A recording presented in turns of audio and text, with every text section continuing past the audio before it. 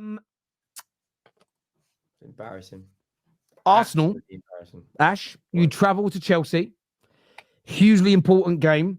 And for a lot of people, it feels like it's beat Chelsea or bust for Arsenal in terms of the title race. How do you see this game playing out? Yeah, I think it is that important. I think if we lose, forget lose. I think if we drop points in that game and both Liverpool and City win, I do think our title chances are, if not over, like at least like incredibly slim.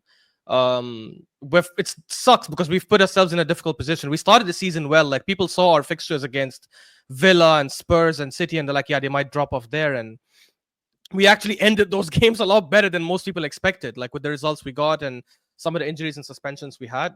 But yeah, it's definitely a must-win game. I take at least solace in the fact that most of our players are back. I think we could potentially see our best starting 11, maybe minus Calafiori, depending on whether Rice is available or not, because Arteta didn't rule him out today. He said we're going to obviously assess and check. So if he does play and if he is fit, and Odegaard played like a few minutes against Inter Milan, so hopefully he starts.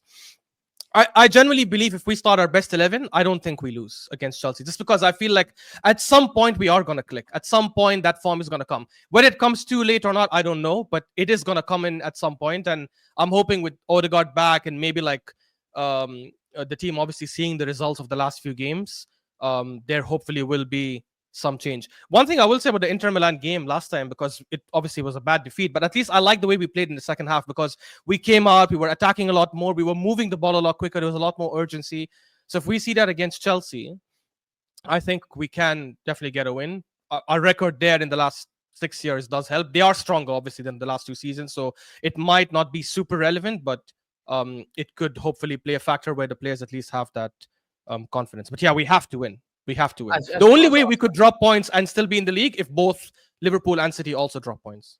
I know David's going to want to come in for his beloved Chelsea, but if Arteta loses this game and City and Liverpool win, and look at your run of games you got coming. You got Nottingham Forest, which are, I think they beat Newcastle at the weekend. You got Sporting away in the Champions League, who are flying. You got Fulham away. And these are the sort of fixtures you don't want to play up against low blocks when you're not really scoring. You want to play teams that come out against you. Like, surely the pressure is going to mount. If Liverpool are 10 points clear of you, and I know Liverpool fans obviously thought they would be in and around there, but no one thought they'd be potentially 10 points clear after, 12 games?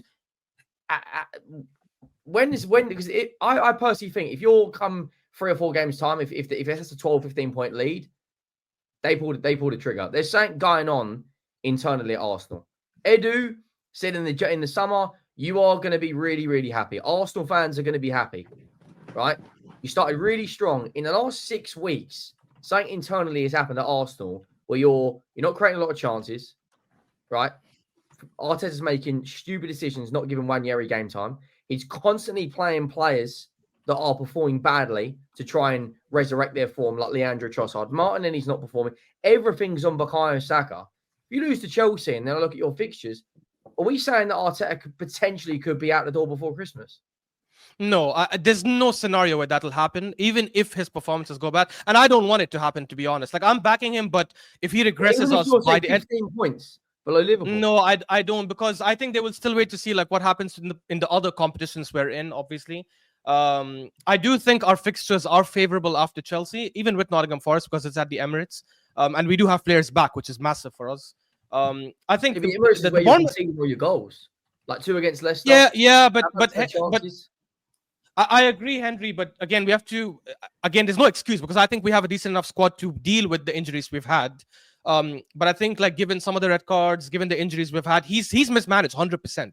And then everything that's happened over the last few weeks, I think Arteta is like 80% responsible for it. He could have definitely made some changes there, but I think anyone saying sack him mid-season, even if we lose to Chelsea, I think it's just a massive, massive overreaction.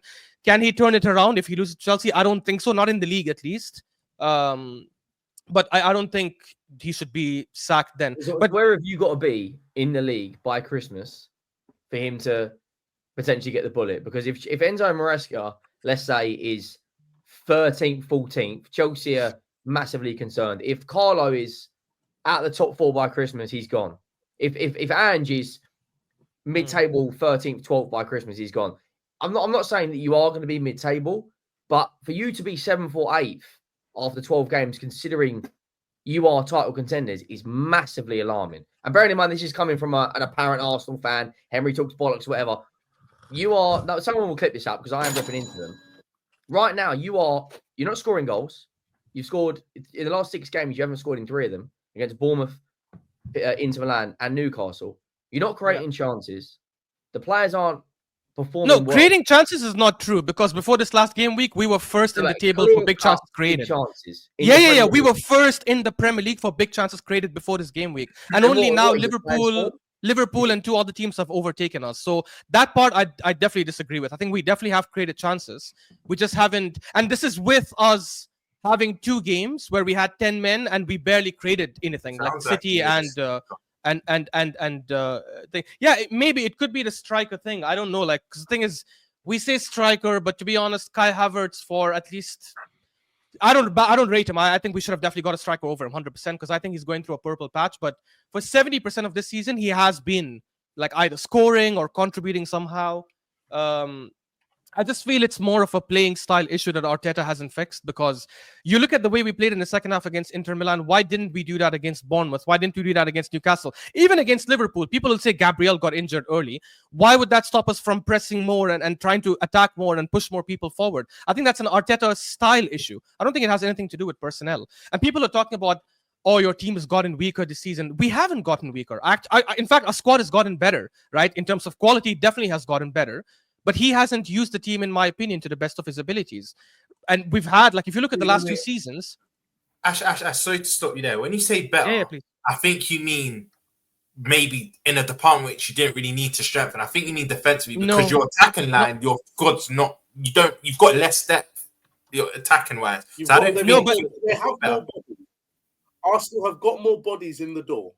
I will give them that. But like. Yeah, I'm not sure if you've got better. No, but David, do they? Even though, because again, I don't rate Mourinho. I don't think he's that guy. I don't know why everyone's like gassed about who this guy is because I don't think he's particularly that great. But like Martinelli's taken a step backwards. Havertz, they've all realised, is the same Havertz that we had at Chelsea, where it's like, yeah, he can be really good, but when you need a striker, he's not that guy, and he can't play in midfield. So what do you do with him?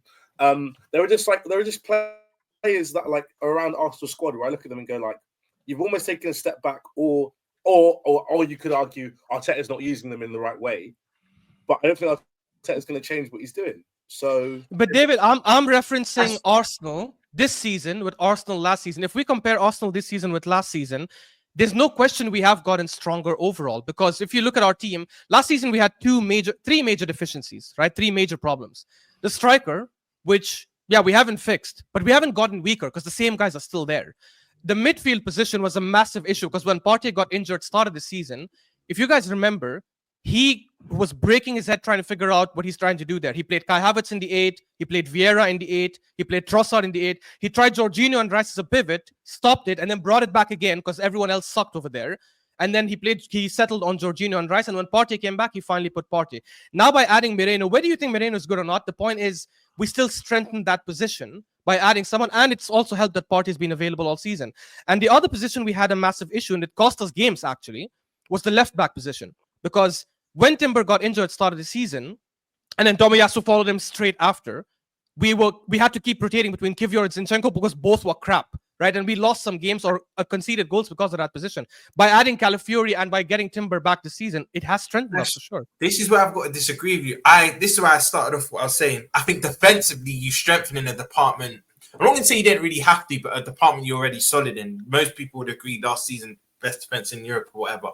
But for me, you let Vieira go, which for me should have went. You let go. You let Nketiah go, you let Nelson go, you let Smith Rowe go, and you only bring in Sterling. For me, attacking wise, you have got weaker, and I think it's clear to see. So I think, but that's not true though, Roms, because so he's brought in Sterling and he's promoted Waneri to the first team. So he's and Waneri was already there last season. He was getting little cameos, no different to what he's getting. No, he wasn't.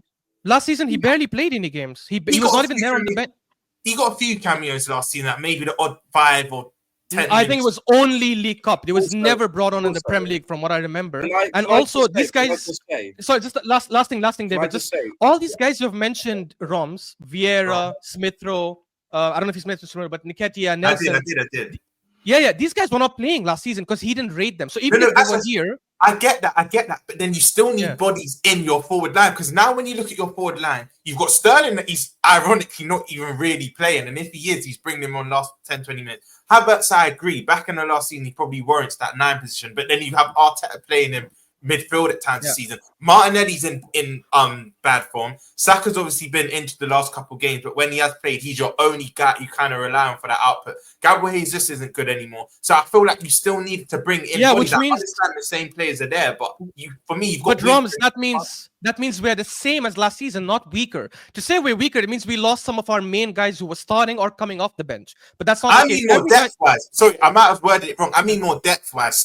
You're right. Starting-wise, you still got the same players, Trossard, Martinelli, etc. But I mean depth-wise, you've sold your depth and not replaced your depth. Do you get it? So that's what I think. But I don't know if those guys were considered as depth, because outside the first 4, 5, maybe 7 games of the season, I don't know if I would consider them depth if you've never used them, even when you had to. The only time he brought on Nketiah, if you guys remember, in the second half of the season, was that game against Bayern Munich when we were losing, and he brought on and he started playing with 4 strikers or 3 strikers. That's the only game. There were other games when we were struggling, and he didn't bring on Nketiah. Same with Vieira, same with Nelson.